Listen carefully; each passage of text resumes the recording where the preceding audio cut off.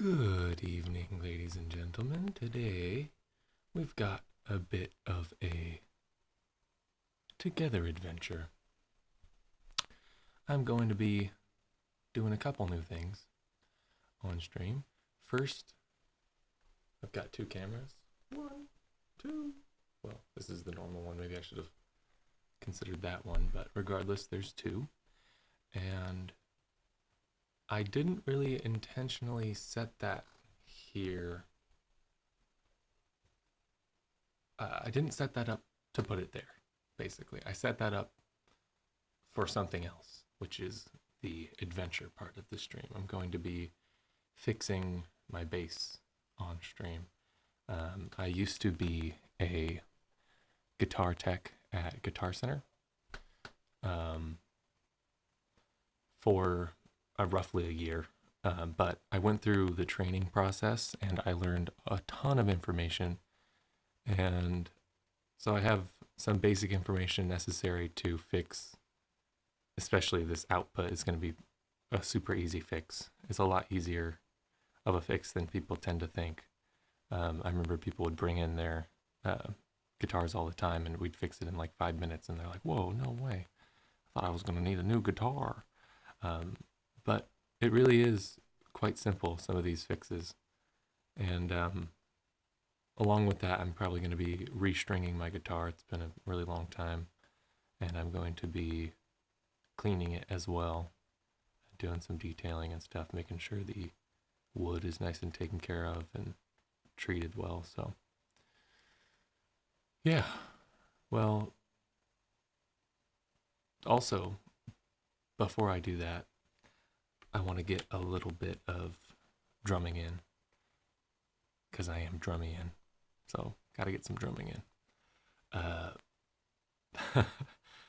But yeah, just gonna play a little bit.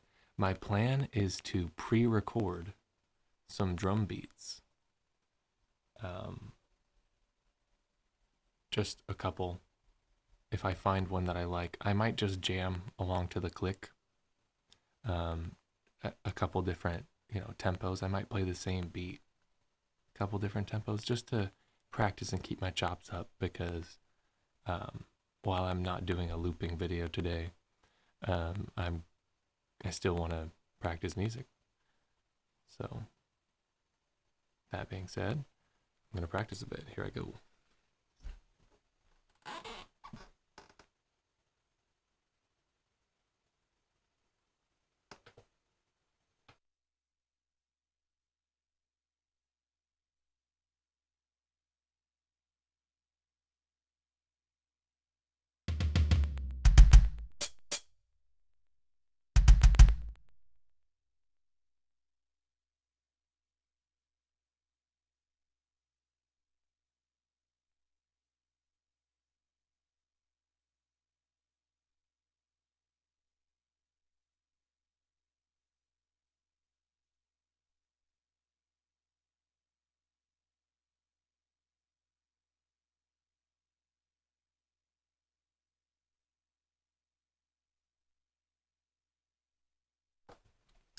I think we'll kind of start slow, not too slow, like 90 beats per minute.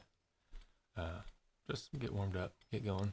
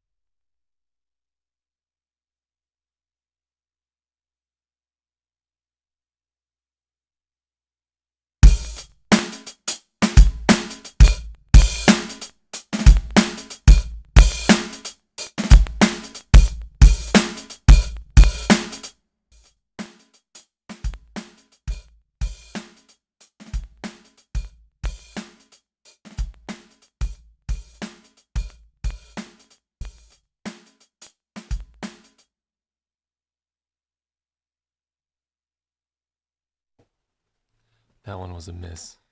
Hey, but that's okay. Let's let's pump the tempo up a little bit. See if I can get a different feel. I feel like I've been playing a lot of hip hop stuff lately. I play all different genres of music, so maybe I'll do some more like rock centered stuff for a bit.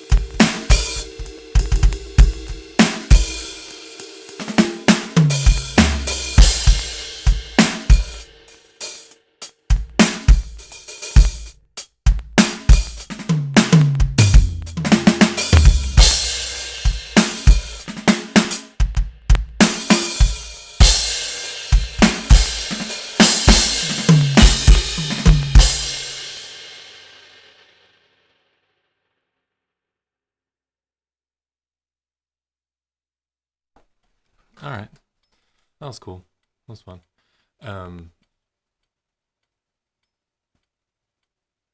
I'm realizing that actually having that camera there is pretty nice because you can see what I'm doing, like on the loop station. Right there, I was just muting a mic.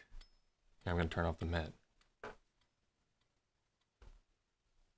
Okay. All right, I'm gonna pump the tempo up just a little bit. Um, Probably just like to 110. See what else I'm feeling. Sometimes the metronome, is almost like a muse to me. And I don't just mean amusing. It makes me feel like a groove, for sure. Don't know really how to describe it, but sometimes you'll just sit there. I think it's because, the metronome is made to be perfectly in time. So if you start to think of a beat in your head, that beat's always going to be perfectly syncopated, perfectly in time. Uh, anyway.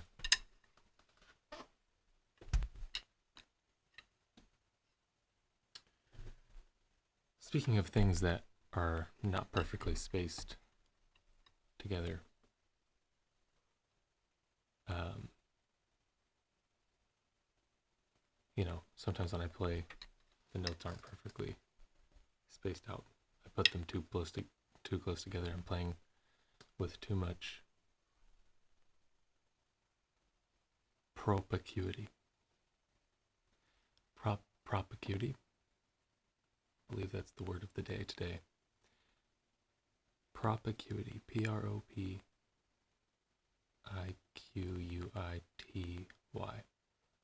Think that's the right word. Could be totally wrong, and that might not even be a word. But when we're learning new things, we're gonna make mistakes, and that's okay. But I believe that word, or the word that I'm trying to quote, if that's not the right word, it makes me want to look it up now. I feel like I gotta look it up.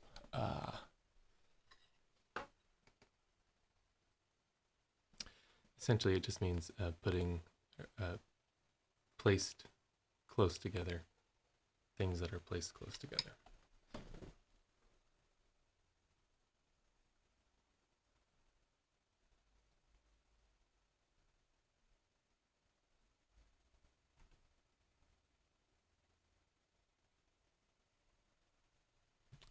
I was very close.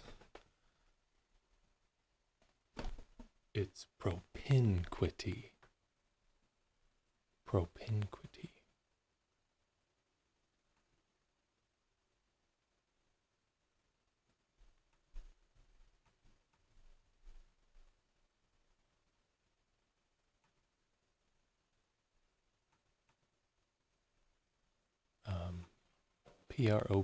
Propinquity. Or it's prepinquity. Prepinquity. Man, English is a funny language. But yeah, the state of being close to someone or something in proximity. That's the word of the day, folks. If nothing else, you learn something new. Okay, back to it. I'm going to play without too much propinquity. I think I got it. But yeah, that's something that, I try to think about. I've had some really great drum instructors over the years that have taught me to just give your notes some space, give them some room to breathe. You don't want to be playing the notes too close together. You don't want to be playing them with too much propinquity. You want to be giving them room to breathe, giving them space. So just trying to think about, giving each one of those hits their own proper space rather than varying the space in between them. You want to keep consistent space. People don't realize how much music is about like space in between things. It's important to really just think about, like, sometimes the lack of sound is just as powerful as the sound itself. And I feel like a lot of DJs use that trick, like where the loop is playing over again, and all you do is you cut it out for a couple seconds while the rapper, or the singer says the punchline, and then the beat comes right back in, and like that dead space, that silence, giving that room for that artist to say what it is that they want to say, really has a huge impact. So yeah, that's an example of how space and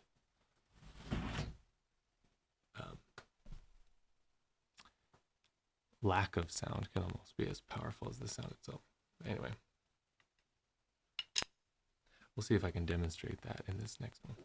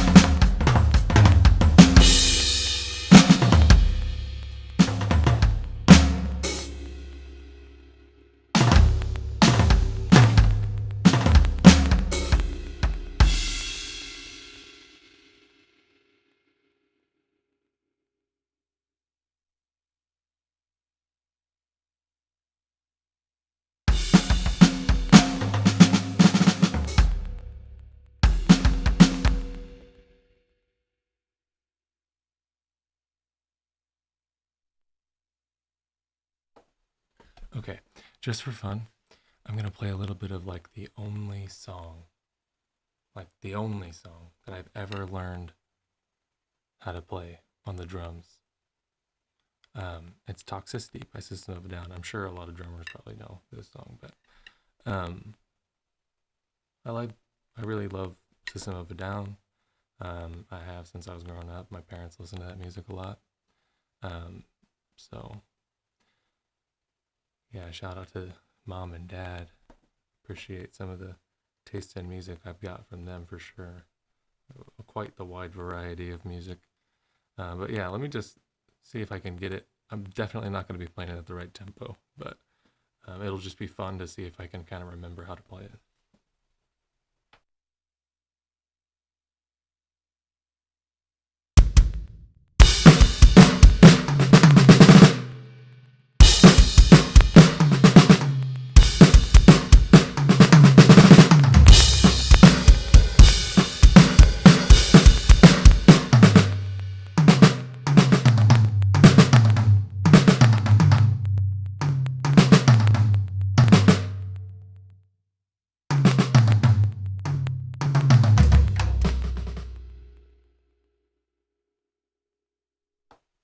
And then sometimes that happens.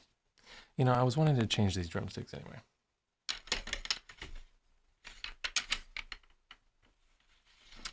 Get a nice seafoam green going.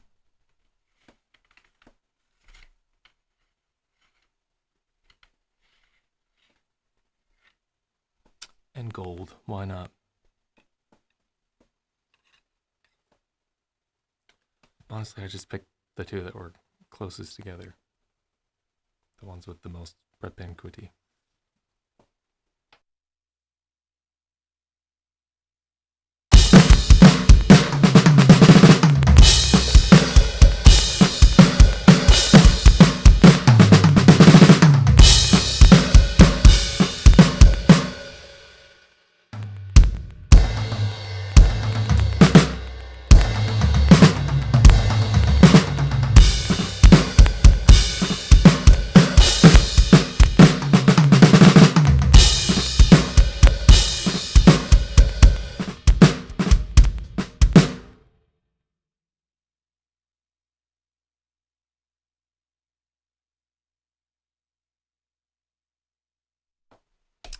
I keep doubling the kick on accident because because it keeps like falling off. Like playing on a carpet is so wonky. Like I don't know if you can see, but like this thing wiggles around like crazy. It's definitely not the ideal situation, but making do with what we got. All right. I'm gonna try to run through that, I guess, like one more time, just for practice sake, and then I'm gonna get back, or I'm gonna get to what I was really intending to do on stream today, which was work on my guitar. This is something I was gonna have to do anyway, so it needed to happen sooner rather than later, because as if anyone saw from the last stream, you can check it out on YouTube. The VOD's on there. The bass cut out, and I literally had to play my heart and soul out to the bass gods to get them to bless my equipment again. Luckily, this time it worked, but I have a feeling I won't be so lucky next time. I don't know if they were so happy with my performance, but that's all right. Today we're playing to a different god, the drum god. And I think he's been okay with what we've been doing so far. We're just, we got to pay the daily respects.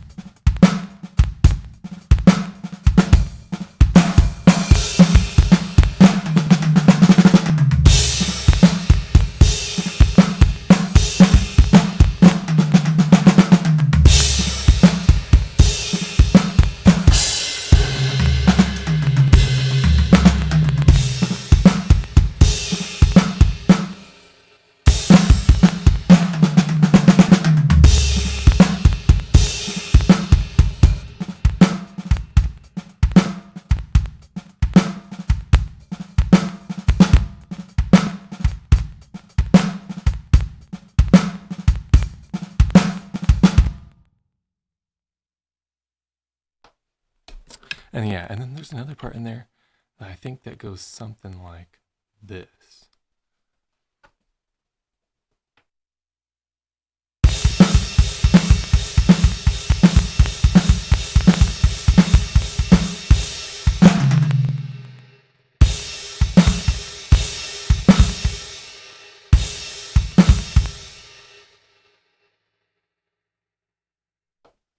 I really got to work on my double kick. It's been like I haven't spent enough time practicing like my doubles.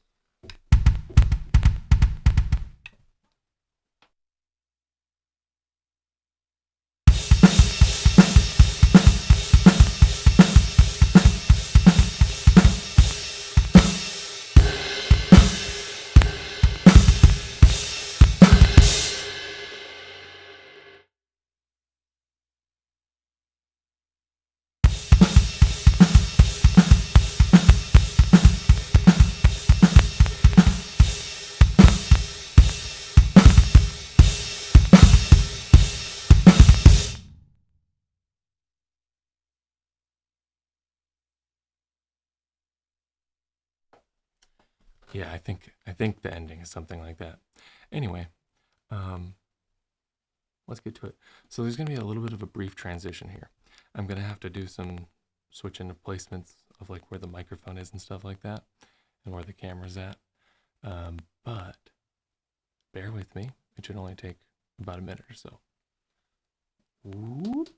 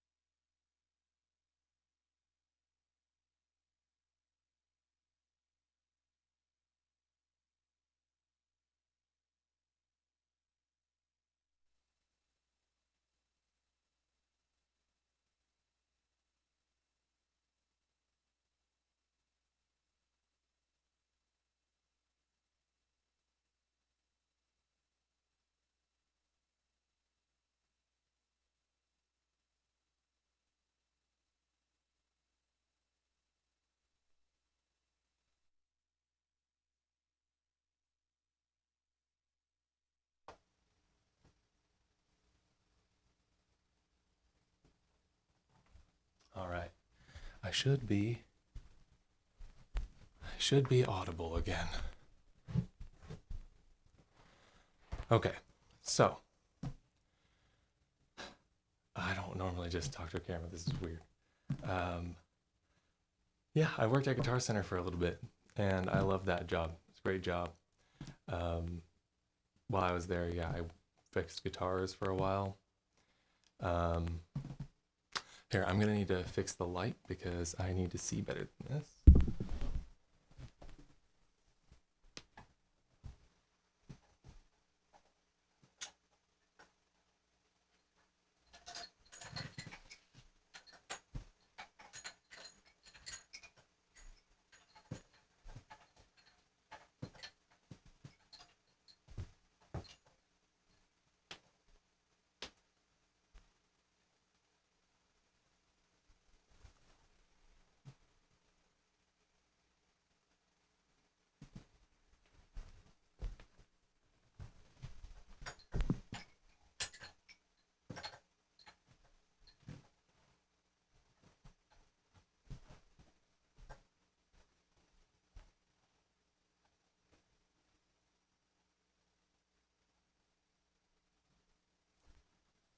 Yeah, I'm also realizing that this is not the most comfortable setup. So, again, bear with me as I work through this. The main thing is I get this done.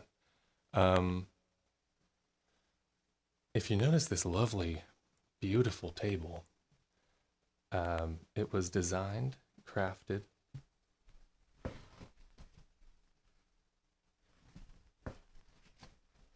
very thoughtfully handcrafted by my future mother-in-law, Allison. And it's awesome.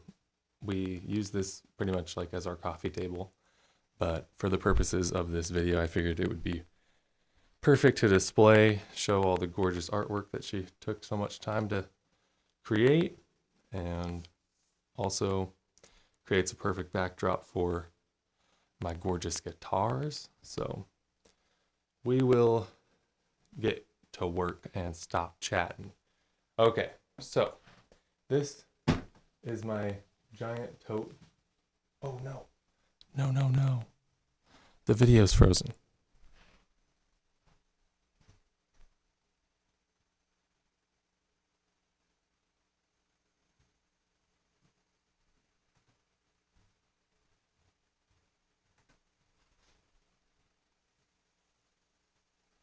There we go.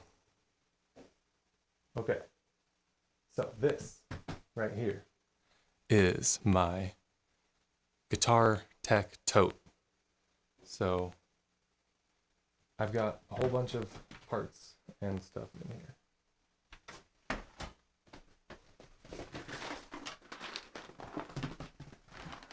Whole bunch of nuts and bolts, screws, knobs, whatever you could think, stickers apparently, wires, actually very important. This reminds me of the person I was working with when I was a guitar tech. His name's Adrian.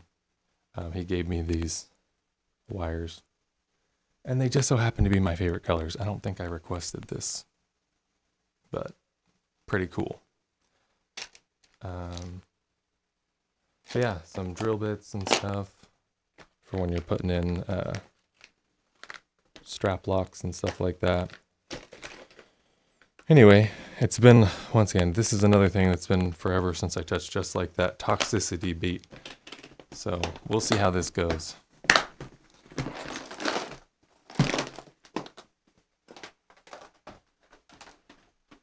Okay, next up, which I'm pretty sure is the first thing I'm going to need, is the soldering kit right here.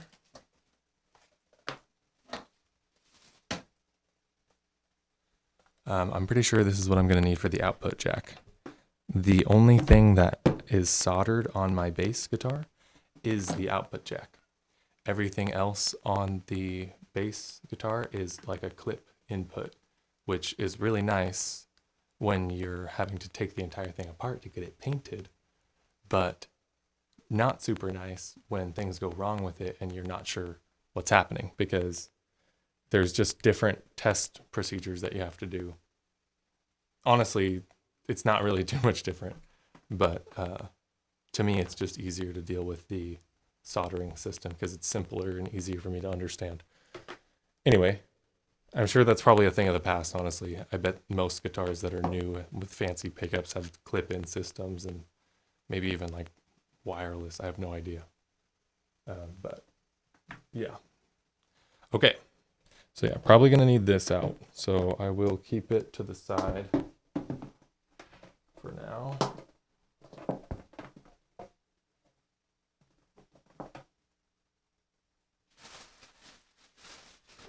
First things first, actually, let's protect this lovely, gorgeous artifact, as well as our own personal lovely, gorgeous artifact, our guitar, with a little mat. Make sure we don't scratch up the surface or scratch up our guitar in the process. Unfortunately, I have to cover the lovely artwork with this lame design, but you know what? It keeps that beautiful design underneath much nicer.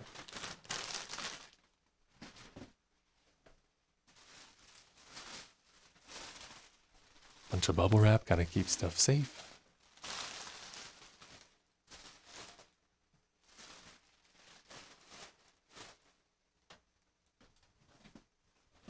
So here's some cleaning supplies. I got some rags and cleaning, some polish. But yeah, see, I got a ton of stuff. I usually just keep this in the storage shed downstairs. But finally get to see some daylight today. All right, here's our little guitar neck rest where we set the guitar down. Here is one of the things I used to use for tightening the strings on the guitar. Since I was restringing, multiple guitars a day, sitting there and hand tuning it, not an option. I don't know why I keep looking at the microphone. I'm so not used to talking like this. This is weird. Anyways, this thing saved me so much time because you would just sit there and go like this. And it's almost like a pit stop at a racetrack. You just, get the strings changed in like under a minute. So actually probably not under a minute. You have to do some stretching and stuff like that, but still very quick is my point.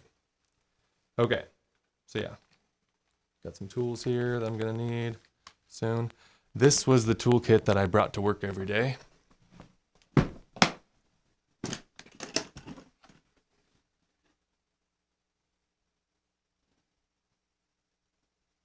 camera does not want to focus.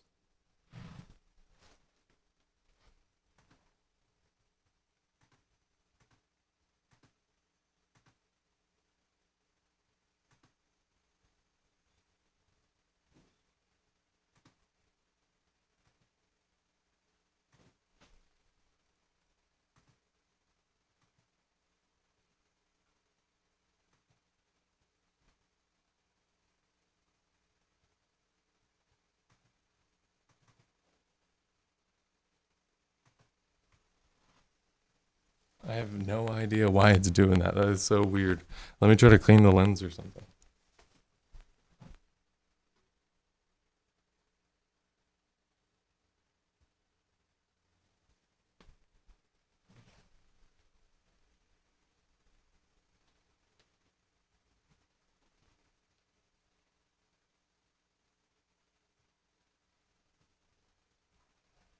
All right, back to it.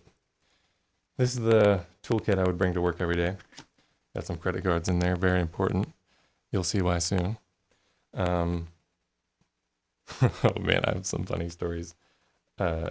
People bringing in guitars that were just disgusting. I don't understand. Like when I was in training, with the person that was training me, Audith.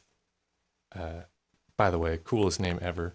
Audith, Audith. Audith, super cool name. Um, very first day I was working, like this girl brings in a guitar that you open the case and it literally smells bad. Like, and not just smells bad, but like rotten food bad.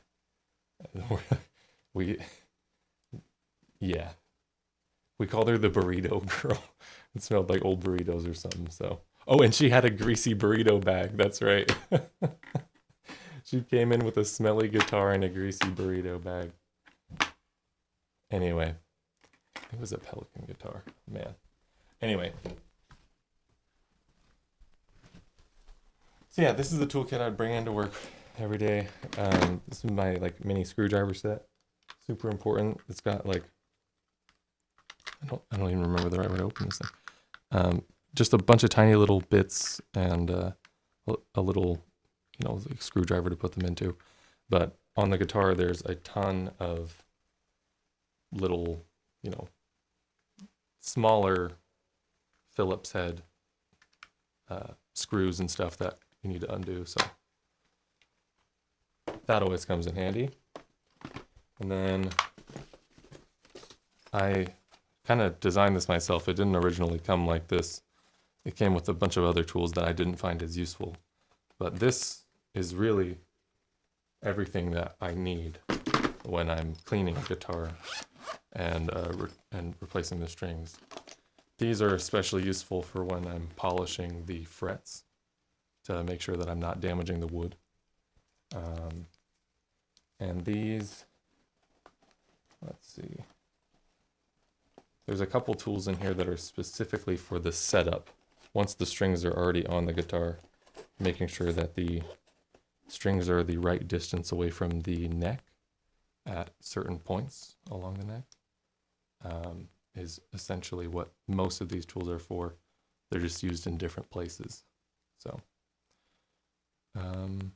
yeah. Well, let's get to using these tools instead of showing them off.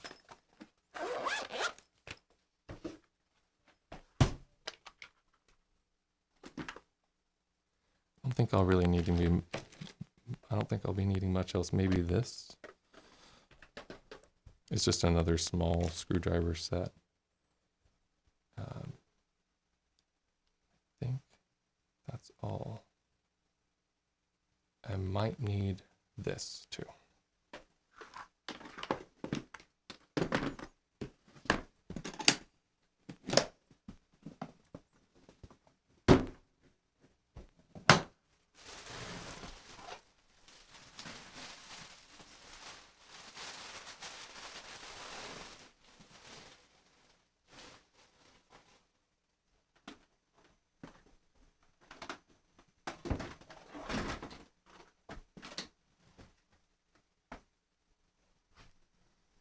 Okay, so I think I'm going to start with my girl, Lenertia. It really all started with La Fenda, which is my bass. So maybe I should start with La Fenda. Honestly, this problem is probably going to be a pretty quick solution, and if it's not, that's fine. At least I figured out that it's not just a quick solution, and I'll need to put a little bit more time and research into it. Let me grab La Fenda. I will be right back.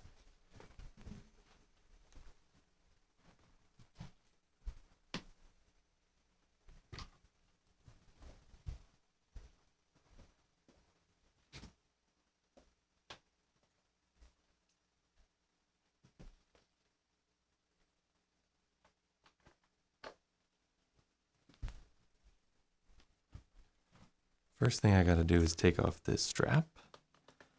It's super easy to take off the strap with these lovely Schaller strap locks that I installed. They just slide off like that. You would think they would fall right off, but because of their mechanics, they stay on while you play and slide off when you want them to. Pretty sweet. Ooh. See, I did not set that down properly. There we go. So It looks like LaFenda is way too big for this table, but that's okay. Still got most of it, and the camera does not like LaFenda apparently.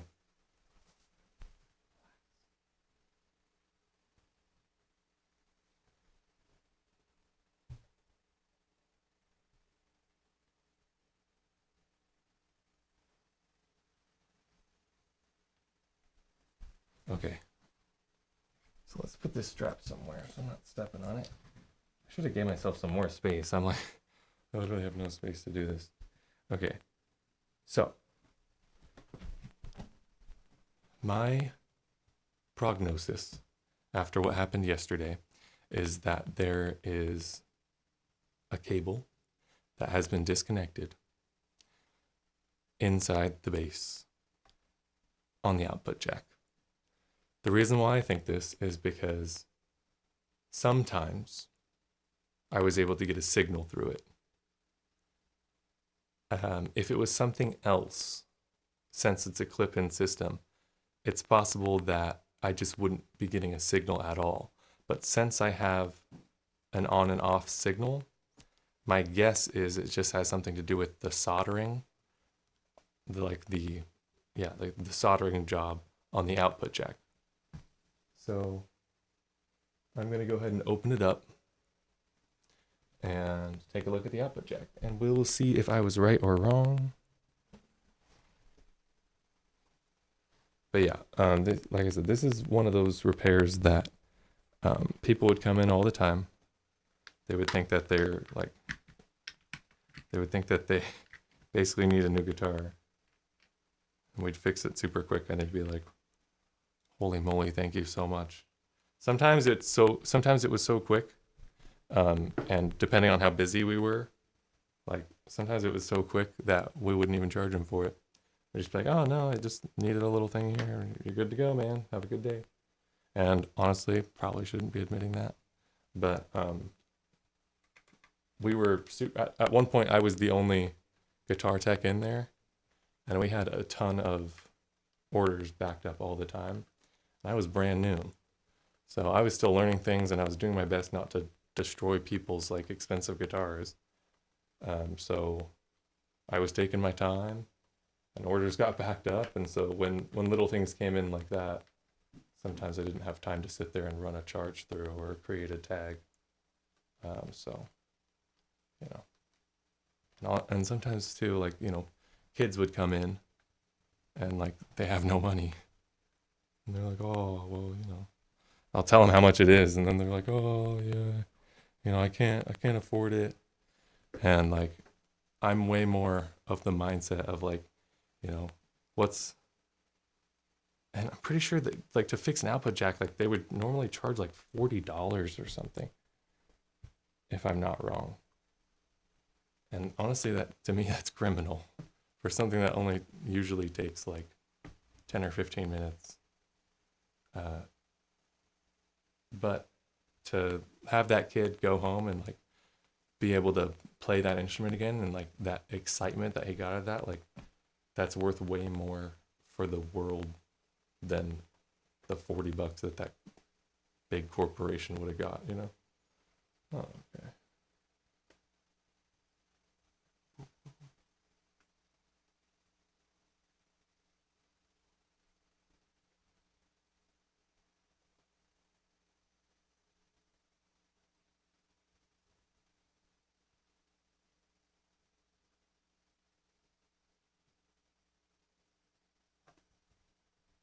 I seem to be misremembering the components of my own bass guitar. So, normally on here, actually,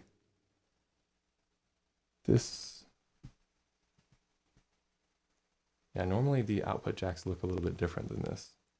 You'll see on the other guitar. Normally the output jacks don't have as many output spots.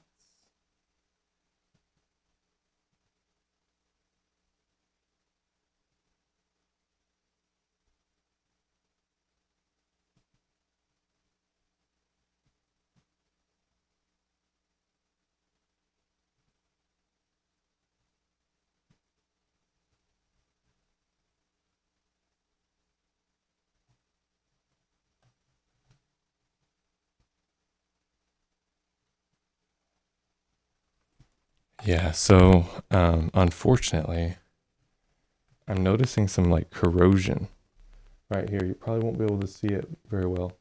I'm noticing some corrosion, almost like either water damage or just this component has gotten fried over time. But yeah, you can see like some dark marks right there.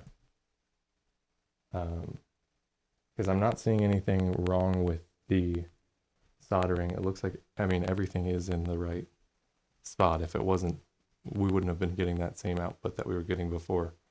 What I was mainly looking for is if something was loose or the soldering job was bad, but that seems to be perfectly in shape.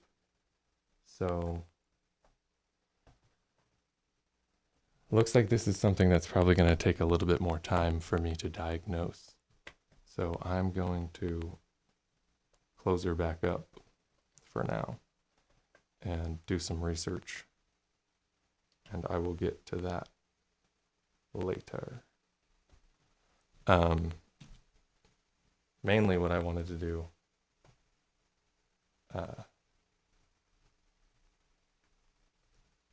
was just take a look, see if it was a quick fix. But yeah, I'll probably have to take a look at this in a bit. Anyway, that's okay. I do have some other responsibilities that I need to get to tonight, so I'd rather not sit here and try to actually diagnose this issue right now.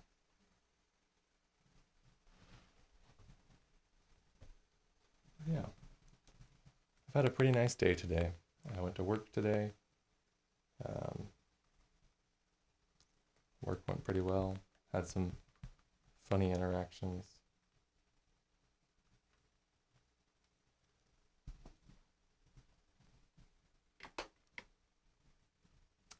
Now I get to come home and play some music and work on my beautiful guitars. Okay, so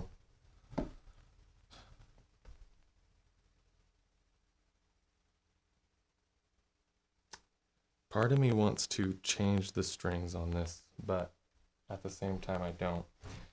If anything, I might use some string cleaner to try to get rid of some of like the funk that's on here. I actually don't know if I have any of that. Let me take a look.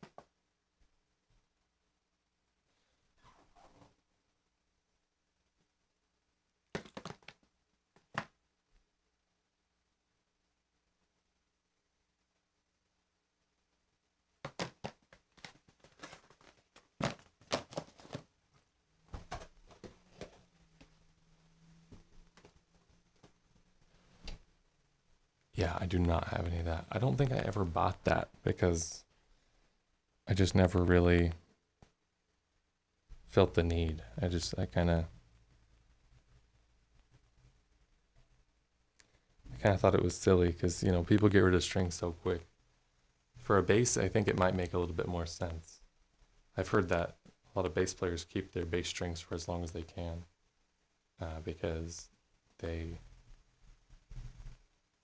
has something to do with recording and the way the strings sound over time.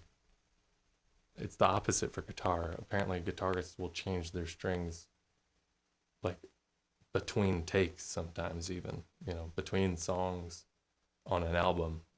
Not just per album, but between songs on an album, which is pretty wild. I learned that from a friend of mine that did recording and stuff, went to school for it. His name was Nate. Shout out Nate. But anyway, since I don't have the answer for that issue yet, I don't want to spend any time worrying about cleaning this and stuff because I'm going to have to do some work on it and it's going to get dirty in the process of me working on it. So there's no point of me cleaning it.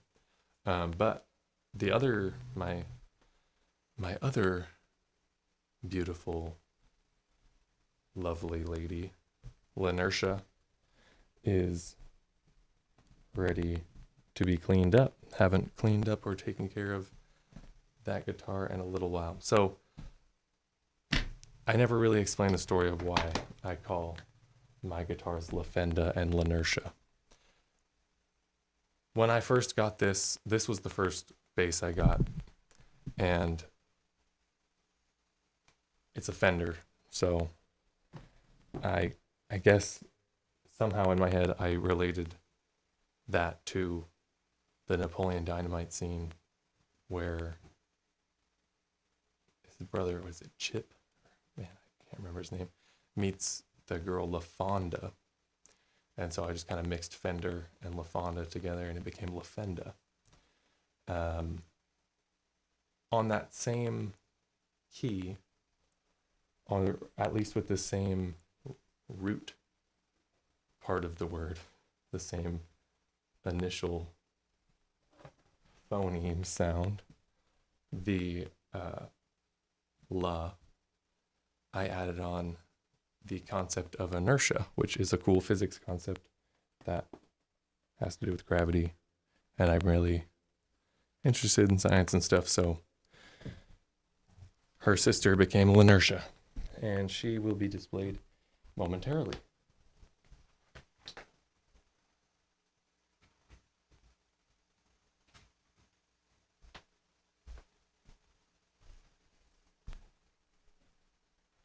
Once again, the good old shallers. Slide right off.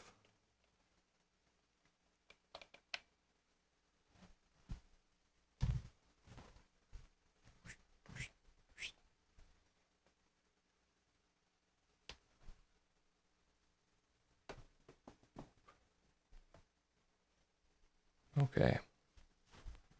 So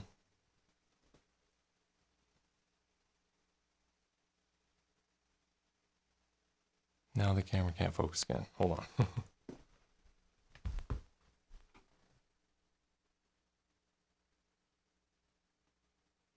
Focus.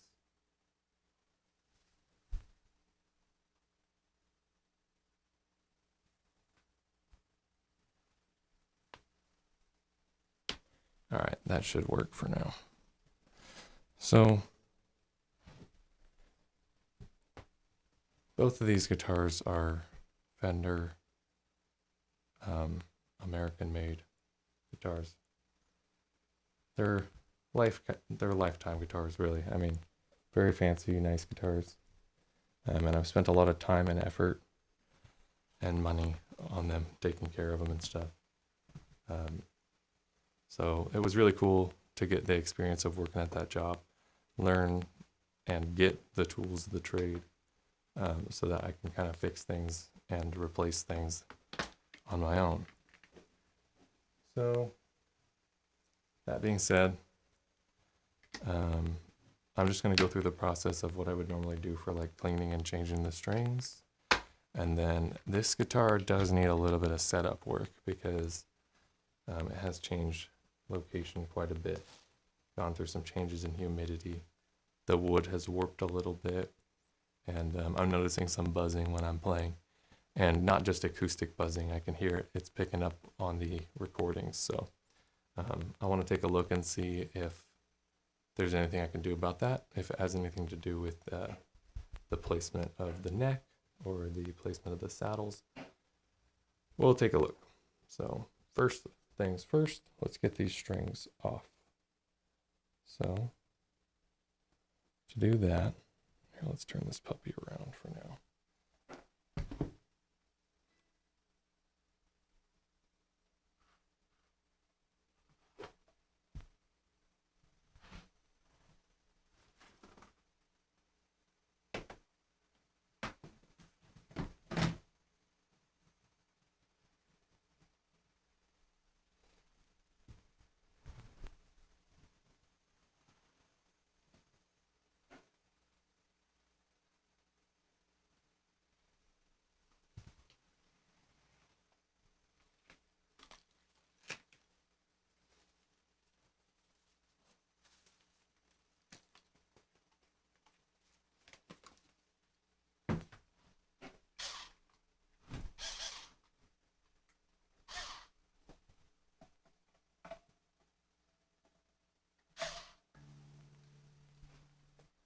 So it's kind of funny.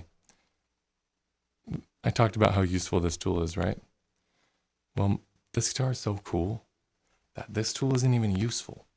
And what I mean by that is I don't have to spin these tuners a ton because these are locking tuners. So what that means is, I will demonstrate that in a second, but what that means is basically when I put the string through, I don't have to tie it around a bunch of times. I just pull it through, tighten the thing on the back, and it's good to go. You tighten it up a little bit, stretch the string out, and you're good to go. Super quick and easy. I wish all guitars had those, but they are a fancy feature of fancier guitars, I guess. So I just got lucky. Yeah, so I really don't even need this thing.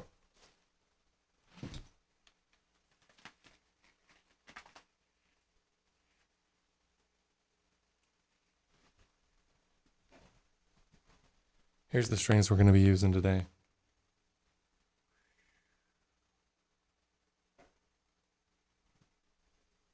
It's a set of 9 through 42s.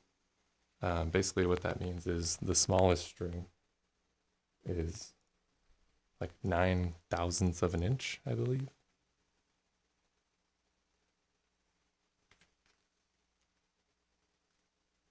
Or hundreds, thousandths, I don't know.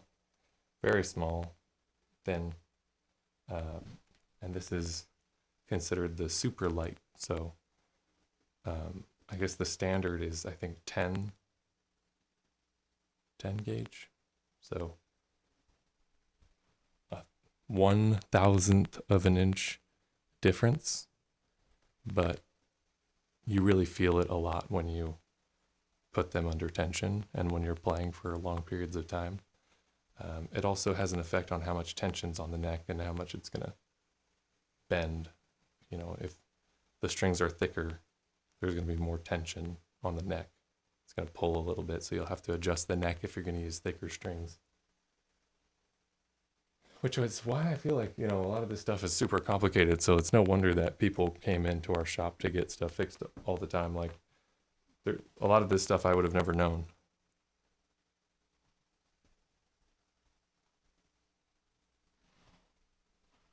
Okay, so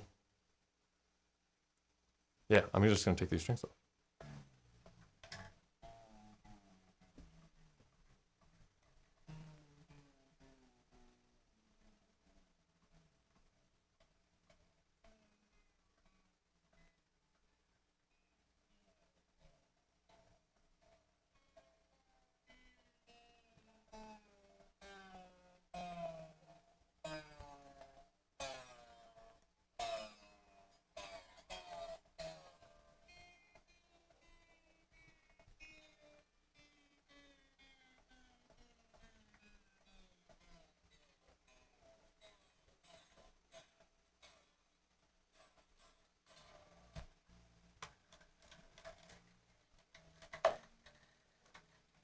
Did you hear that pop? Those are the springs on the back for like the tremolo system.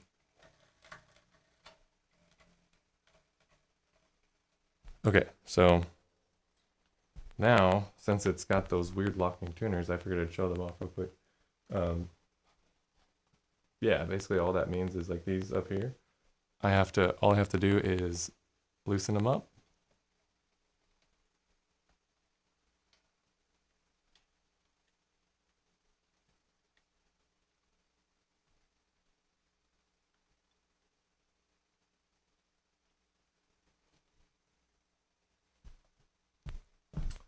And the strings should come right out, really.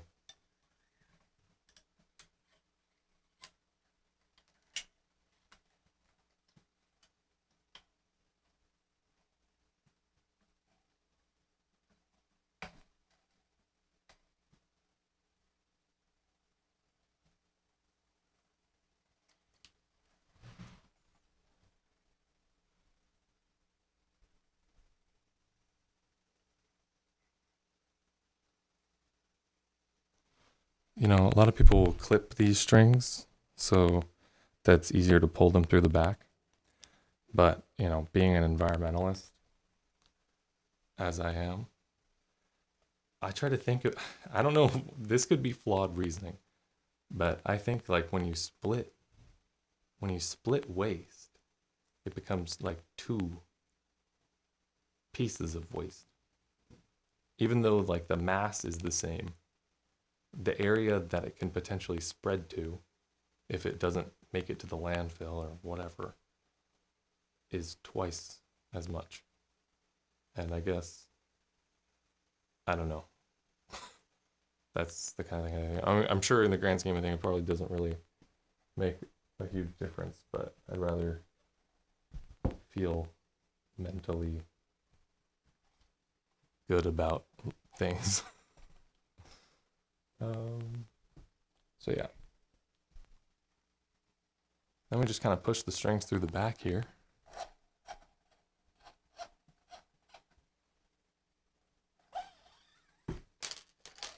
And you pull them out. And they will come out the front like this.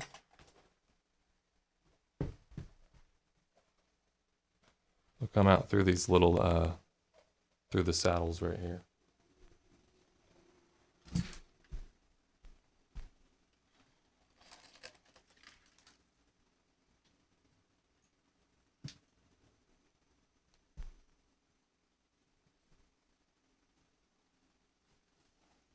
Cool. So, I honestly don't remember what I do first. I think I took pretty good notes about what I should do. I would just have to find my notebook.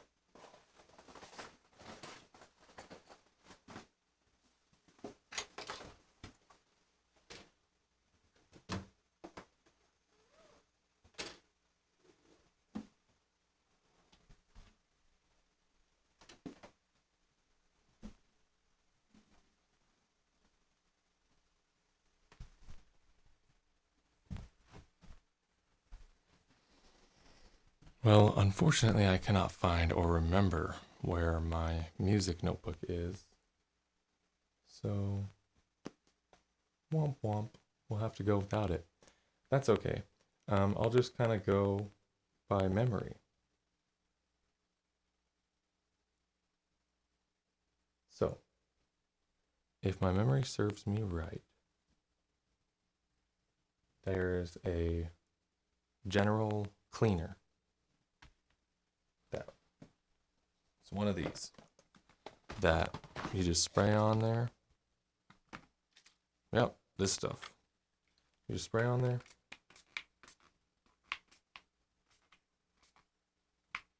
It's just a general cleaner. Just use it to clean off the surface of the guitar. I don't really need to do anything crazy to this guitar right now. Oops. Because this guitar usually stays in pretty good shape. But I might polish it a little bit. Let's just clean the front of this thing first.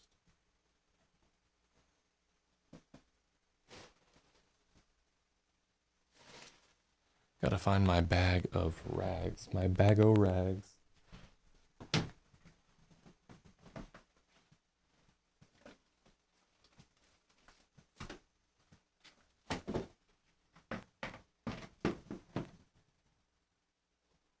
But yeah, when I say I spent a lot of time on this guitar and effort, like this was the first guitar that I really did like custom work to, um, for a number of reasons. But one, just because I thought it would be really cool to have your own custom personal guitar. Like you couldn't buy this guitar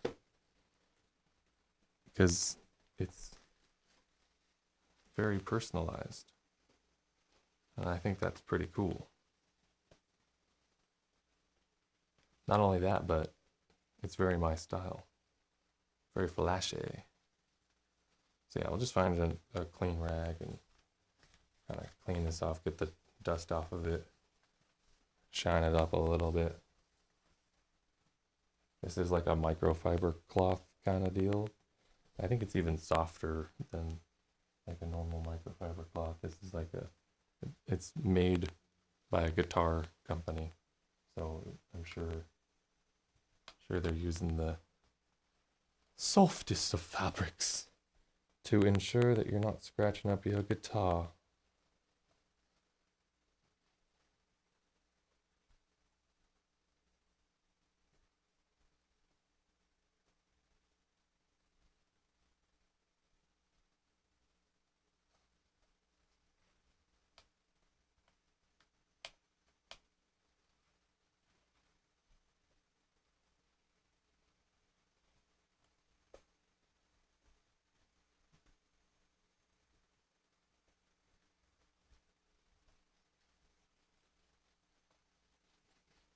So yeah, I've done this like hundreds of times, and I would never go this slow, never. So, but I mean, I'm taking my time. It's my own guitar, and it's kind of fun. It's kind of fun to clean your own stuff. It kind of, you'd be surprised, but I got sick of cleaning people's guitars. Eventually, at a certain point, it almost becomes like cleaning your room.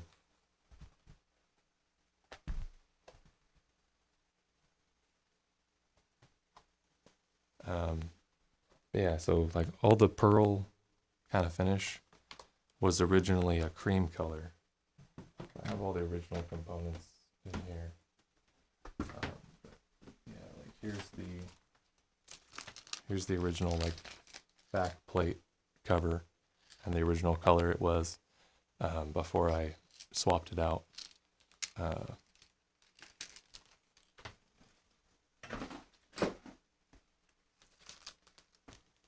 Here's the original pick guard with,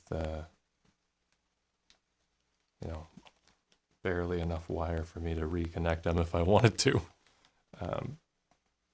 But the cool thing about Fender pick guards, I wish I would have learned this before I started doing my own work on them, but the person who designed these, Leo Fender, he designed these so that this whole chunk right here can be just taken out of the guitar and put back in. The only thing you'd have to do is solder the output jack on.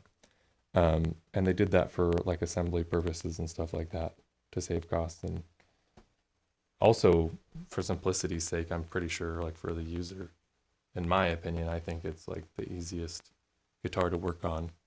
One, probably just because I started working on them, but they just seem so simple to me. Great design.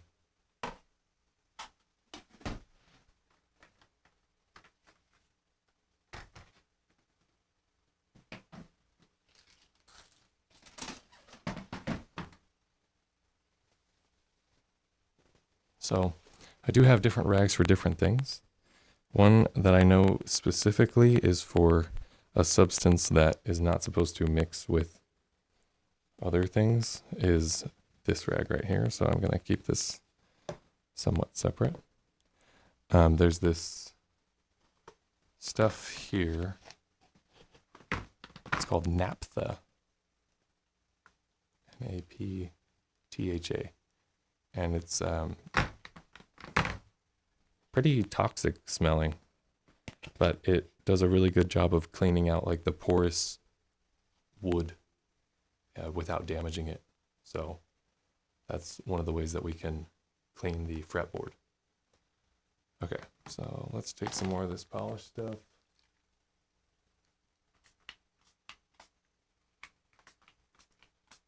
I don't think this is polished. This is, it says, no, this is just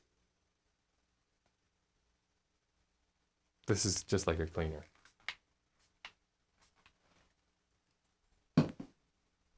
Oh, I didn't wipe down the front of the, I don't think I wiped down the front of that. I'll have to turn it back around. Oh. Isn't that hilarious? I literally just said how I'm not supposed to mix this with other stuff. Well, we'll be okay. I caught it quick enough. Also, I have not used this stuff. If I had just used these rags, I would be very concerned for my guitar right now. But since I haven't used this stuff in a while, there's probably no naphtha really that, at least nothing that can harm the finish of this. Oops.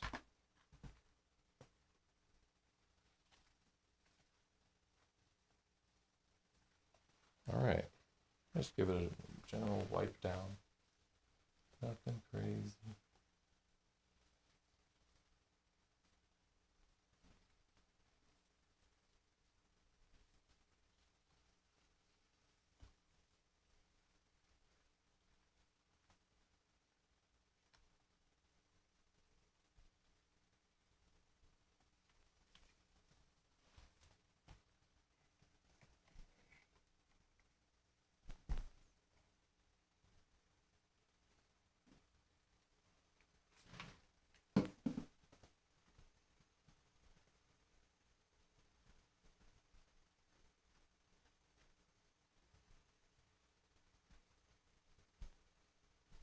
Another thing you can do at this point is double check and make sure that the tuning pegs are on tight enough.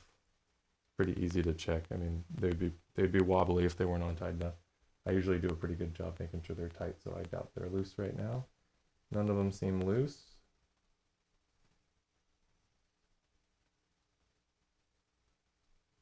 But if they were loose, I'll show you what you'd do. This little baby right here is probably one of the most useful tools that I've ever seen for this specific thing. It's got a felt back. The back of it is felt. Very important. That's like the most important bit, because you put this back part up against the finish of your guitar very often. And since this is metal, you don't really want to be putting metal things that are going to scratch your guitar on your guitar while you're applying pressure. So this prevents you from scratching up your finish. And it's got some like little rivets or divots on each side that, you know, pick up the traction, so it becomes like a little wrench basically. So yeah, if it was loose, you'd just take one of these tools here. It came in like this little tool kit by Music Nomad. Music Nomad's a great like website for if you're looking for any of this equipment. You'd be able to get it for relatively cheap. Anyway, you just put it on there and you know, get it to the right spot and you tighten it on. It also, this little thing right here is specifically for those tuning pegs. So you just find the right size of the tuning peg and you just plop it on there. And just tighten it on like that. Make sure they're all nice and tight on there. Yeah, they're all good.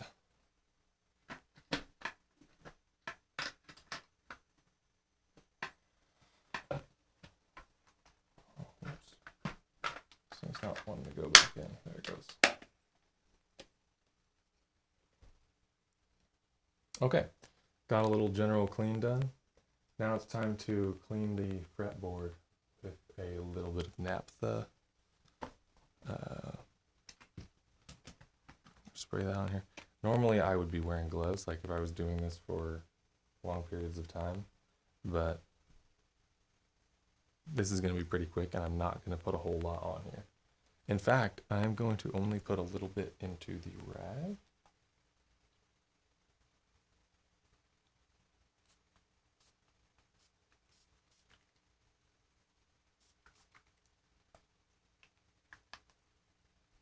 mean, yeah, it's not a great smell.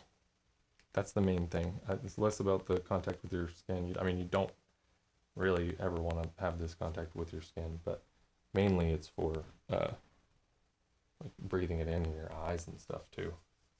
But anyway, let's just do a quick job cleaning this off. Oh, dang it. Skipped a step. See? It's been too long. But you know what? We're gonna show the step just because it's funny, and once again it reminds me of my friend Audith. So look at that, we got the good old Guitar Center gift card. One of the ways that you can like physically scrape like the grime and like dirt off is with a credit card, because a credit card is not going to damage the wood. It's not going to scratch it up. At first, when I saw someone do this, I was like, you can do that? Like, that seems not safe for the guitar, but it's perfectly fine. And so Burrito Girl's guitar, when we dealt with that, it was actually it was disgusting how much crud came off with this credit card. Like, actual stuff was falling off, like dandruff flaking off of an unhygienic person. I don't know. Some people just have dandruff. It has nothing to do with hygiene, I know, but that's besides the point. My point is, it was unpleasant to see so much of that stuff just fall off readily.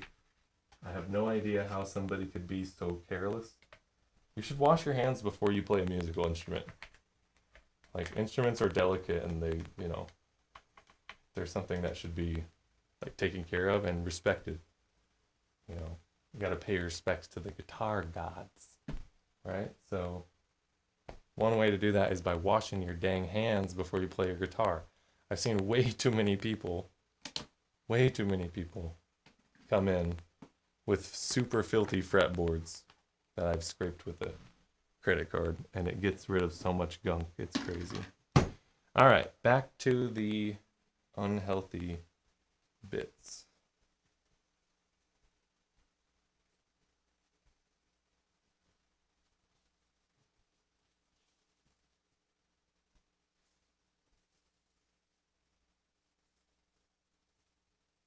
Okay.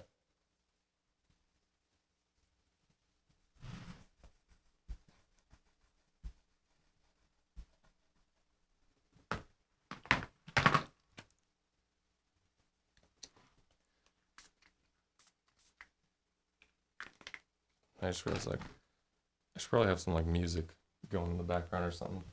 But I was kind of thinking, like, how do you avoid copyrights? I see so many people on streams with like just playing normal like songs that are on the radio, not just like random stuff that uncopyrighted. Like, they just full on playing Bad Bunny. Like, it's crazy. I don't know. I just didn't know that, because I played some maybe it's just a Twitch thing. I don't know. On YouTube, I played some like backing tracks, just like random backing tracks that I didn't think would be copyrighted. Especially because like I'm adding my own music to it. I figured that would be enough to not have to worry about it, but apparently they don't take kindly to people using their backing tracks for publicity or to practice on stream, which to me is whack, but I guess it makes sense. Okay, so next up,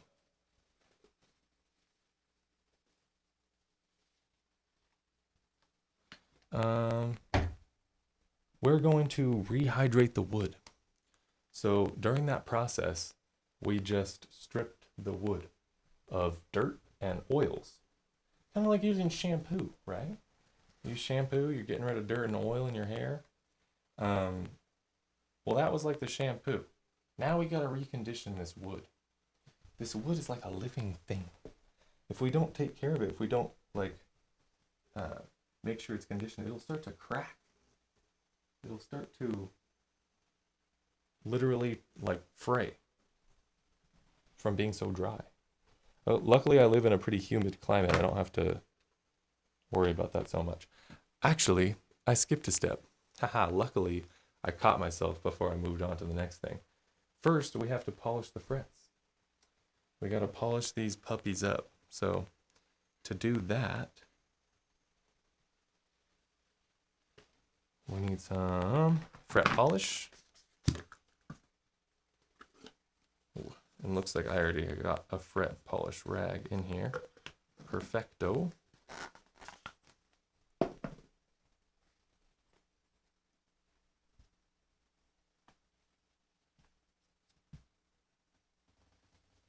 Oh, psych. I just remembered. I just remembered we use something different for polishing the frets. Something special. This is something that specifically my guitar tech teacher taught me. Let me see if I can find it.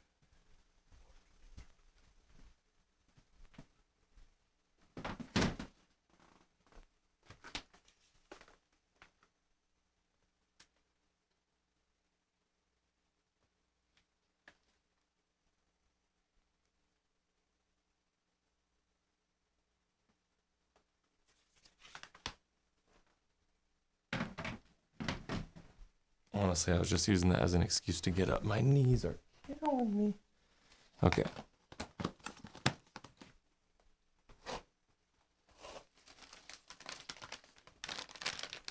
Here we are.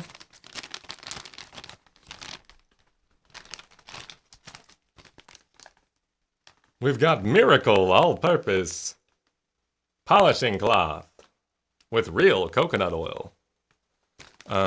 These things are great. It's just a big cloth. Hopefully it's still in good standing. Hopefully it's not dried out. Oh, I think this thing is dried out. I wonder if I can rehydrate it with a little bit of water. I don't know. We'll see.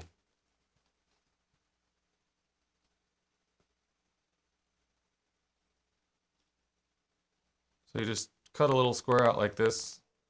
I'm cutting a little bit bigger than of a square than I normally would because I don't do the repair stuff anymore. So I don't really need to worry about running out of this stuff. I'm never going to run out of this.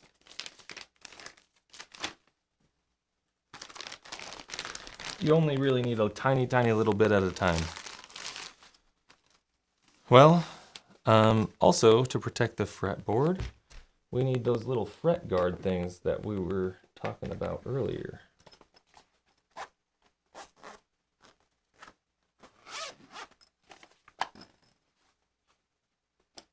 So just got to find the right fret size for your guitar.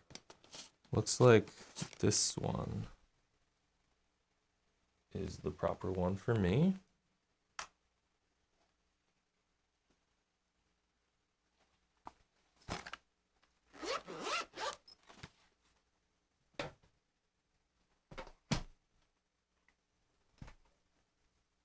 Okay.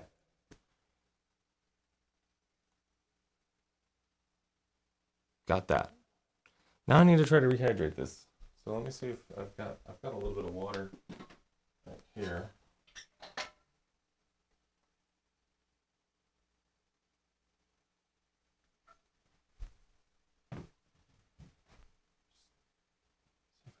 Dip this in some water. It'll come back to life. And then I'm for sure gonna have to clean this. I'm like, I'm like doing so many toxic things right now. I don't know what I'm doing. But yeah, I'm gonna have to wash that before I drink out of it again. But yeah, I think that did the trick. I'm not sure. I'm gonna try to squeeze it out a little bit because I don't want a whole bunch of water on my fretboard. All right. But yeah, we're just gonna try to shine this puppy up. So you just take your little fret guard thing right here, you put it right on the bottom there, and then you just take your fret polish, you take your little miracle cloth, your all-purpose miracle cloth, and you scrub like so, and voila, away the grime goes. But yeah, genuinely, you just kind of scrub it a few times like this, and then see, you got some gunk on there from, a while of playing. And then we move to the next one, and we repeat this process for however many frets you have. I think I have 21 in this case.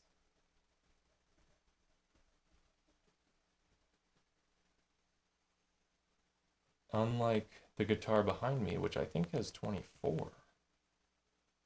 23?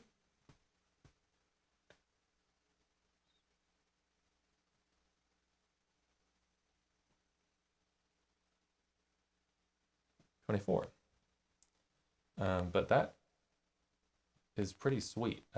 Having those extra few frets on there allows you to complete the that third octave of E on the last, the third octave of your strings, basically.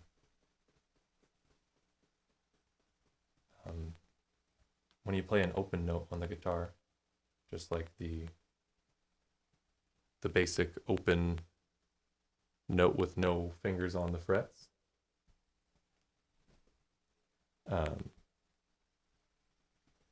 that note has a name. But to play that same note just higher, all you have to do is go down the fretboard to the double dots.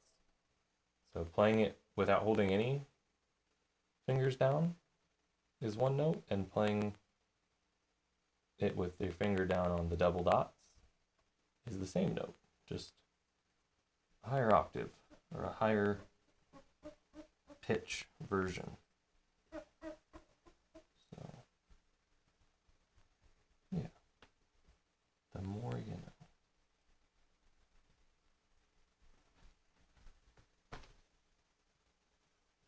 So yeah, if I ever do this again, which based on the comfortability of my legs right now, probably not ever going to do this again. But if I do ever do this again, specifically for that reason, I will make sure I have a chair or something. I need to set this up slightly differently.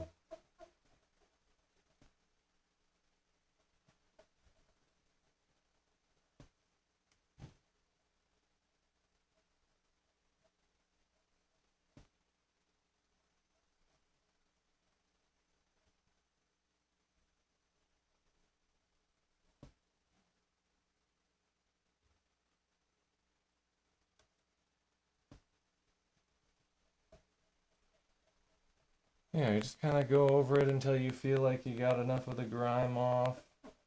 I might be overdoing it a little bit, but it's been a long time since I've cleaned this, so I feel like might as well give LaFenda some tender love and care.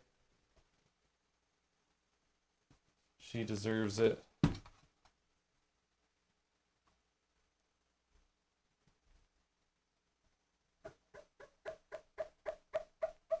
I do feel like I want to speed this process along, though, because I got someone else that deserves some tender love and care out there. I gotta get back out there.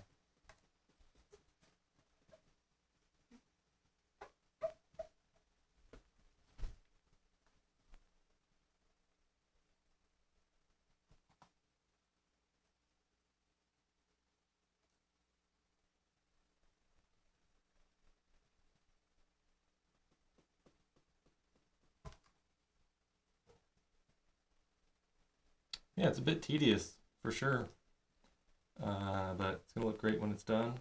And how you take care of your things is how you take care of, make sure you keep your things nice. If you have nice things, you want to keep them nice, right? So sometimes you have to do some tedious work for that.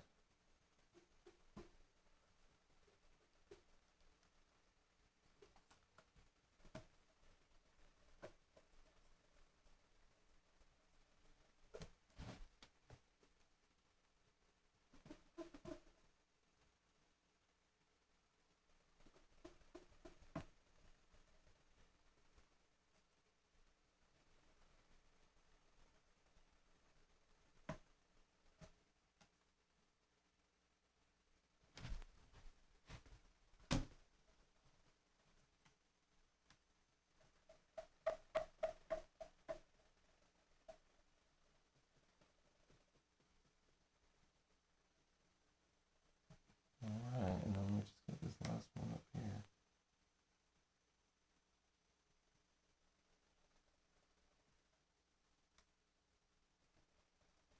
But yeah, so we keep this fret guard thing on here just because if we were sitting here rubbing this polish over and over again on the frets, eventually it would wear down the frets, or sorry, on the wood between the frets. Eventually it would wear down that wood, and we really don't want that. But I think that's looking nice and good, they're looking nice and shiny now. Look at that shine. Wow. Okay. So now we gotta recondition our wood. So for that, we're gonna use some oil. Let's see. I think forgot what it's called. I think it's another one of those specifically designed for guitar kind of things. This particular oil, I'm pretty sure you can just use like lemon oil, and that'll do the trick. And you really don't need that naphtha stuff. You can just use like a credit card, wipe all that gunk off, and recondition it with some lemon oil, or in this case we're using what's called F1 oil. I'm like showing the microphone. Here you go, microphone. You can totally see this. Yeah, this is the stuff that I use for reconditioning the wood.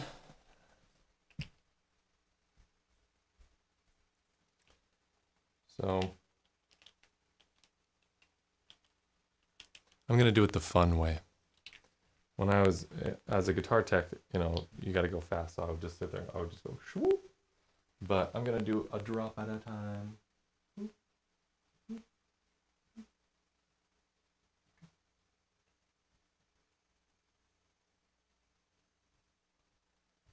Kind of use smaller drops down here at the bottom because there's less wood to work with, and a little bit of this stuff goes a long way.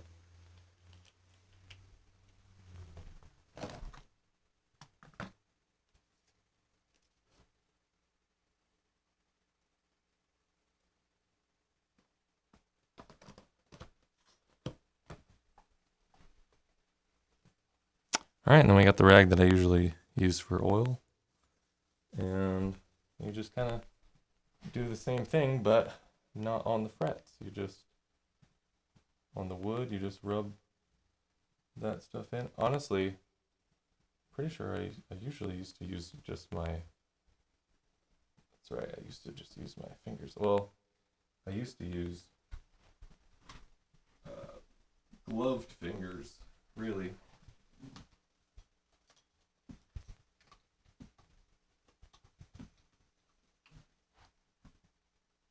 But I can't seem to find any gloves right now, so I will just rub it in like this.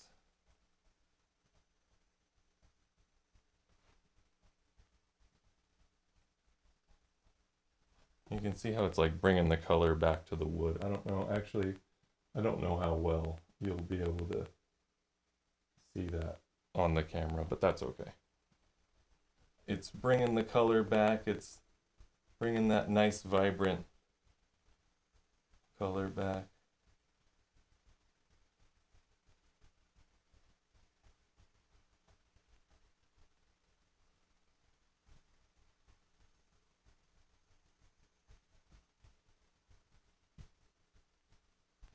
That wood's looking nice and happy.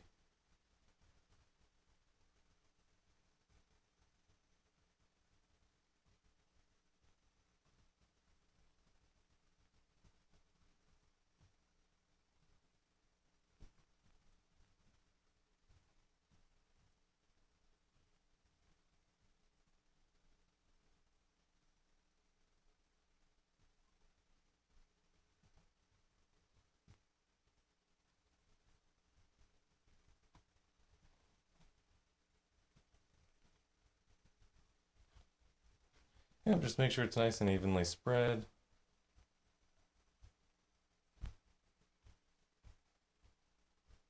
And then take your rag and just kind of like wipe up the extra, kind of press it in a little bit so you make sure you get that oil off. You don't want to leave excess oil on there. You can kind of scrub it a little bit, honestly. Kind of press the oil out, you know. And if you haven't done this in a long time,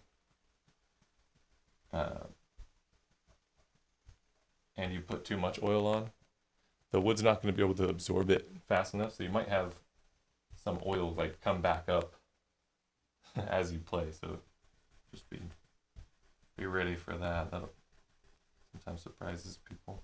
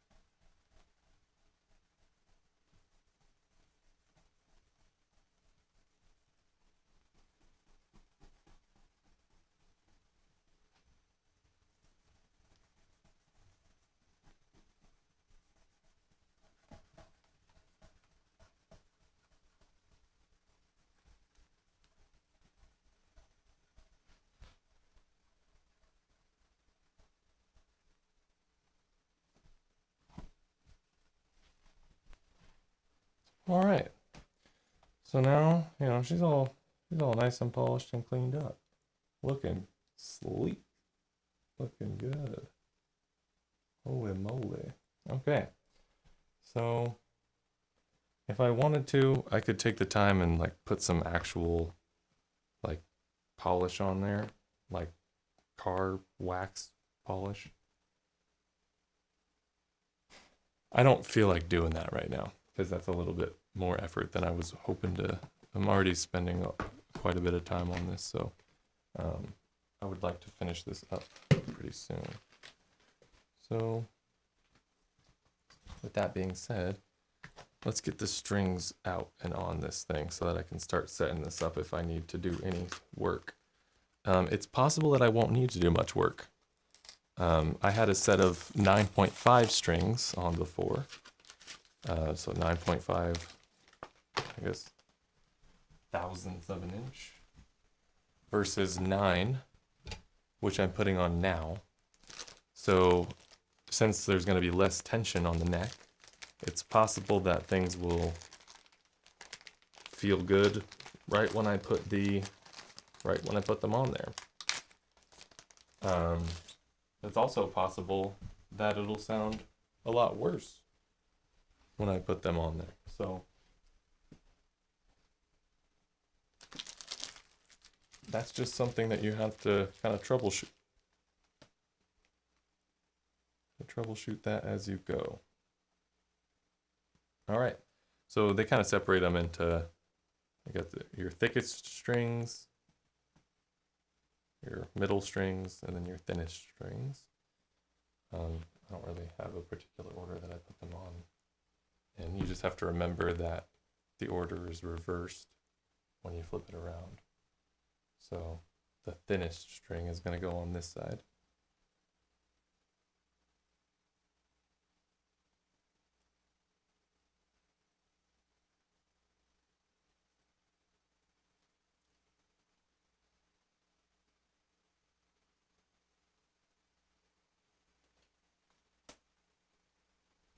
They also have like a color coordinator thing if you need a reference like which color. There's like a ball end on each of these, if you can see it. Little ball end that has a color on it that helps you figure out where to put those strings if you don't know.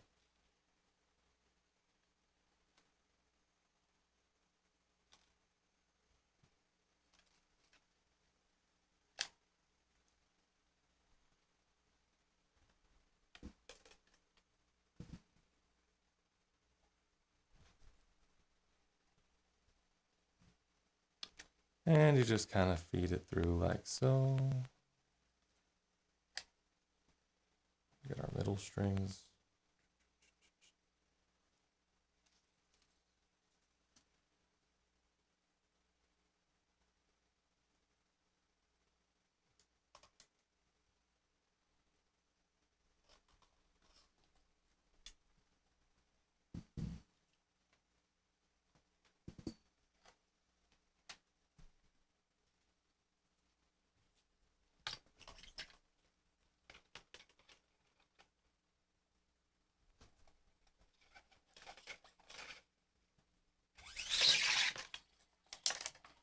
Yeah. I think if you've done this, you know, like it's pretty fun. It's a fun process, honestly. But if you've done it hundreds of times, anything, you know, hundreds of times, it's just, I guess it doesn't have the same sparkle and pizzazz as it once used to. But it's still really fun, and it's obviously it's important to do to take care of your equipment. And it's been, honestly, it's probably been like a year and a half, maybe even 2 years since I've done this, so it's definitely about time. So yeah, once you got all your strings through here, then we come back to the front of the guitar. All right. It's important to check and make sure that they all got pulled through properly, because sometimes if they get stuck while you're tightening them, it can make like a really funky sound or like pop the strings or whatever.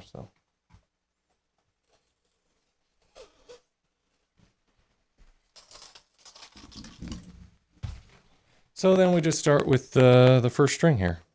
Start with our E.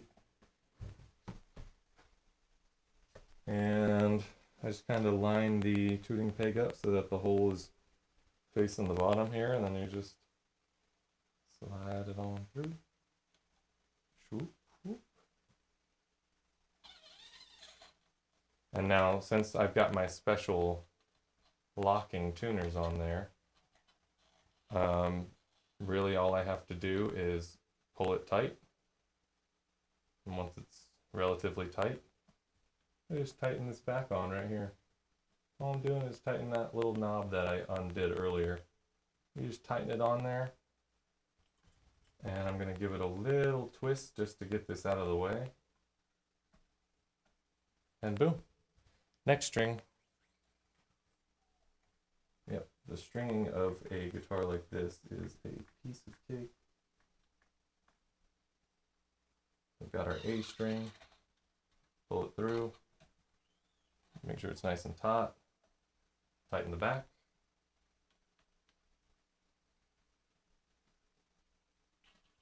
Give it a little turn.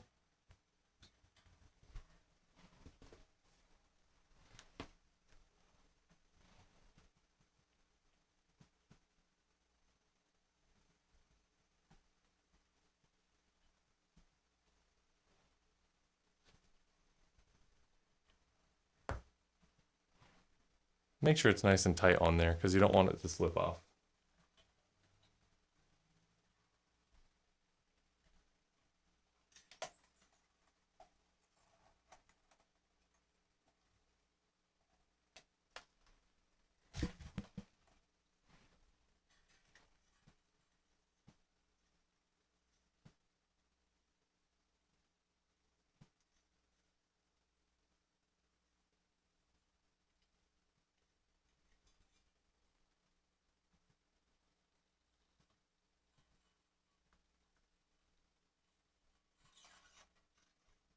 Oops. Yeah, that happens sometimes. You get your string caught over here. You just pull it around. Make sure it's nice and tight. Tighten the back on. Like that. And then tighten it up a little bit. Get the next string. Same process.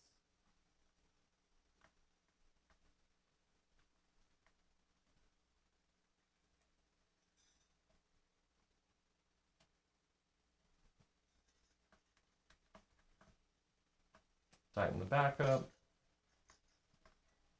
Give it a little tension. Take the next string. Same dealio.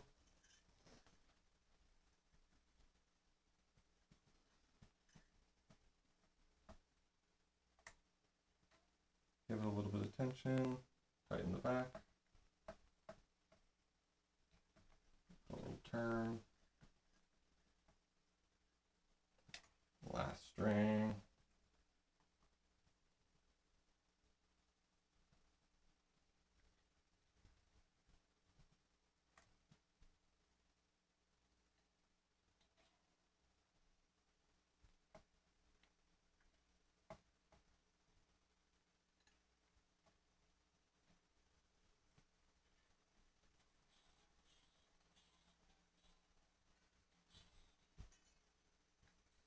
All right, now I'm going to double check and make sure that those are all on nice and tight in the back because I do not want that to slip off.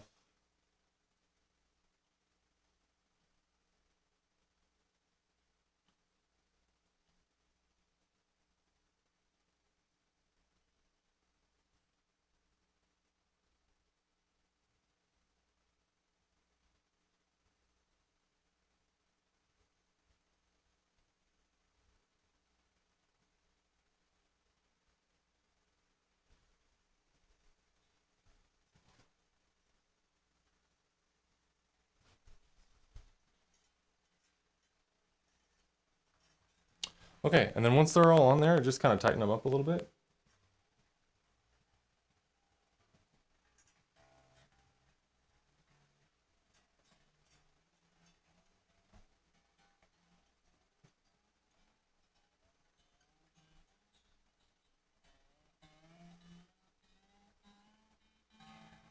So yeah, these are all still super loose.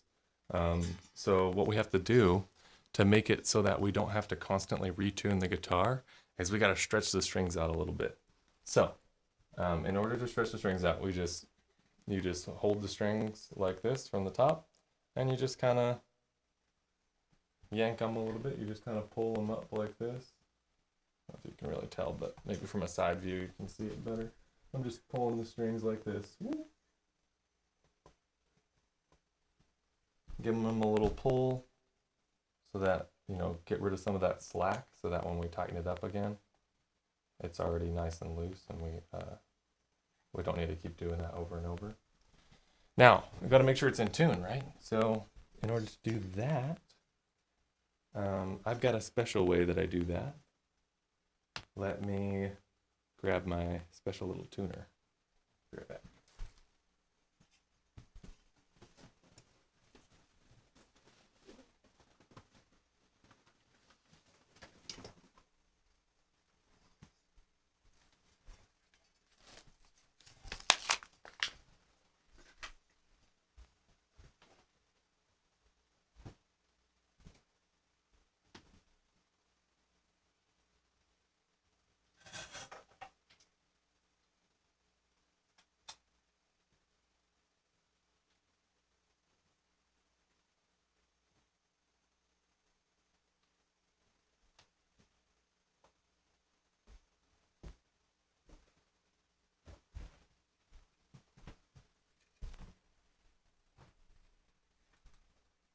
think this thing's dead, so I gotta switch the battery. Let me double check.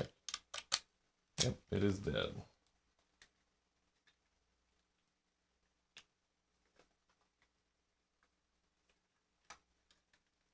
I have so many old batteries because it says on every single battery, right? Every single battery. It says, don't throw it away. Don't throw it away. Then what the heck am I supposed to do with it? So I just have a bunch of these.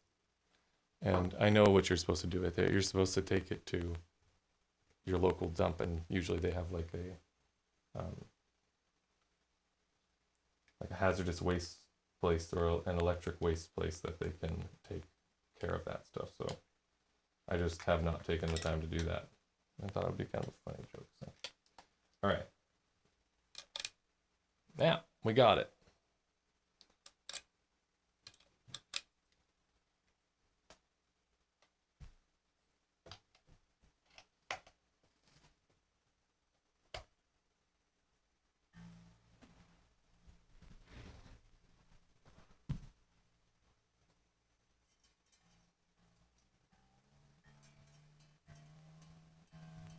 We gotta tune this thing to standard tuning. So our first string is going to be an E.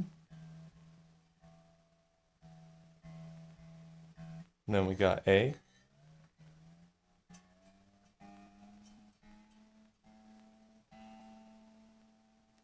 And so how this tuner works is if the string is too flat or not tight enough, it's going to start to rotate down. But if it's too tight or too sharp, it's going to rotate up like that. So that your goal is to get it in the right, is to get it to stop moving. It's funny, it's almost like a little mini game. It's kind of fun to tune your guitar. Next we got D. It's our third string.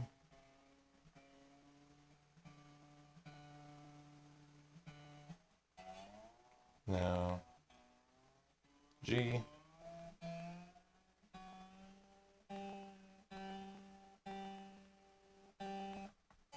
And B.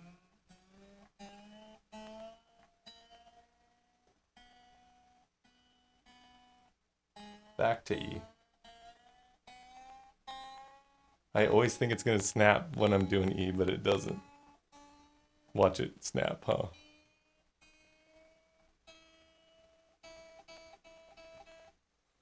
Now you're going to notice something. When I go back to E, what the heck, man? I just tuned that. That's totally normal. That happens all the time.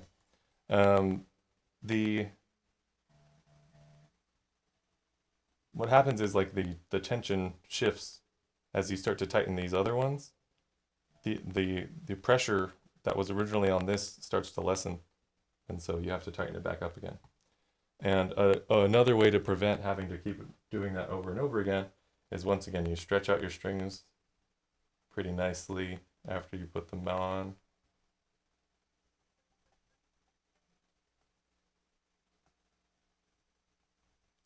And then you just turn it back up again.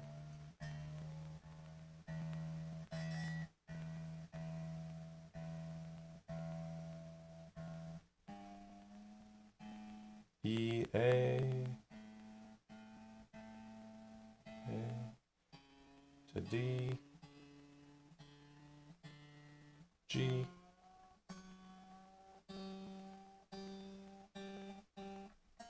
B,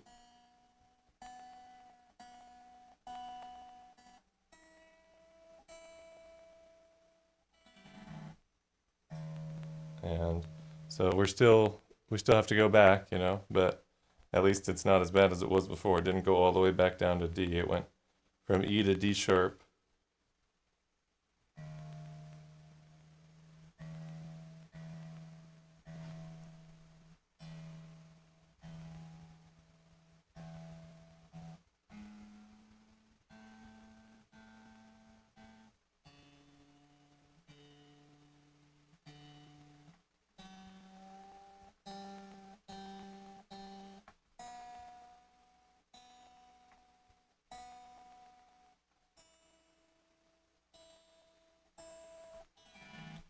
All right, one more time through where I'm going to stretch the strings, and that should be good.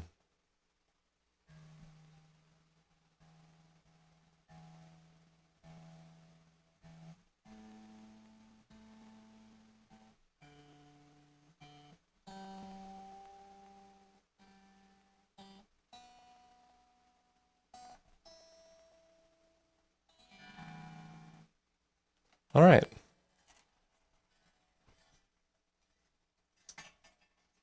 So now, some people like to keep these on there. I think it looks ridiculous. And I like the sleek, clean look of trimming them off. So that's what we're gonna do. I thank you, Mr. Tuner. You have been so helpful. Might need you again in a minute. But another important step, once you get your strings taken care of,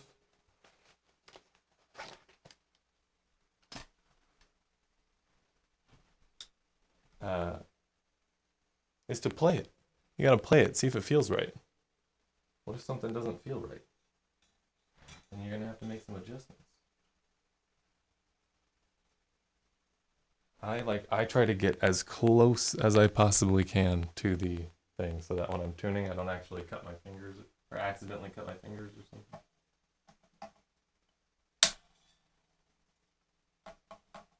Get right up to it.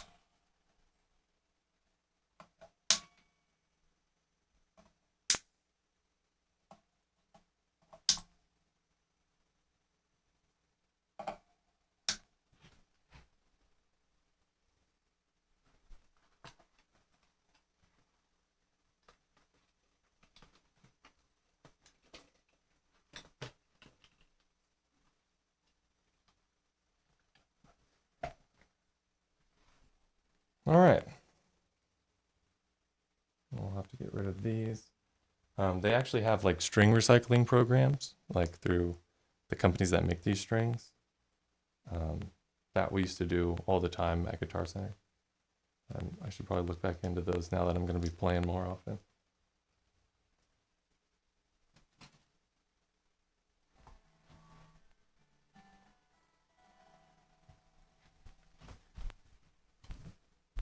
So far it feels nice. Let me pick this thing up.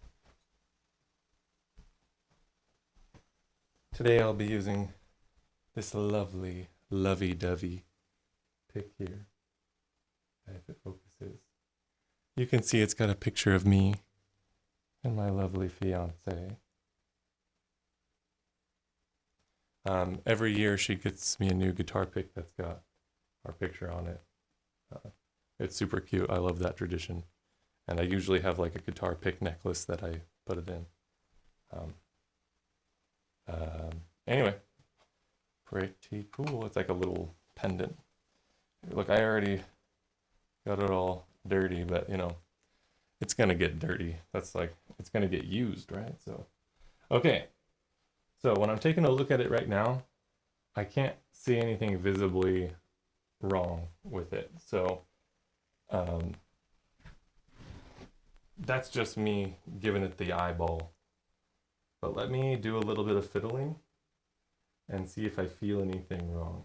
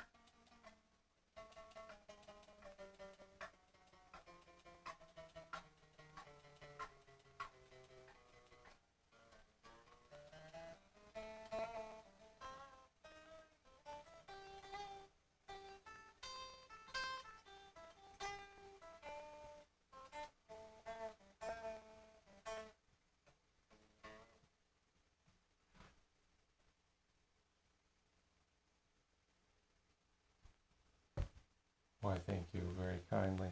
Okay, so yeah, I think that's probably gonna do it. I think things look pretty good. Like fiddling around on here, I'm not feeling any. There's not too much buzzing. I thought there was gonna be a lot more.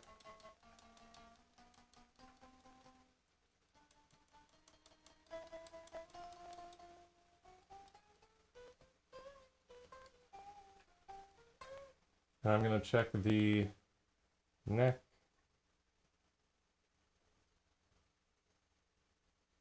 You know, it does look like it has a little bit too much relief, but the way it's playing right now, it feels right. So I don't want to mess with it and accidentally mess something up. So probably just gonna call that one good. And my camera doesn't know how to focus, so it'd be nice if it could do that. But anyway, regardless, that's going to do it for the stream. I hope you enjoyed, maybe picked something up about fixing guitars. I mean, this time around I didn't really do many repairs or like set up things, but that's because this guitar has been set up pretty well for a long time. So it's possible that I'll get a guitar that, you know, needs some setup work soon.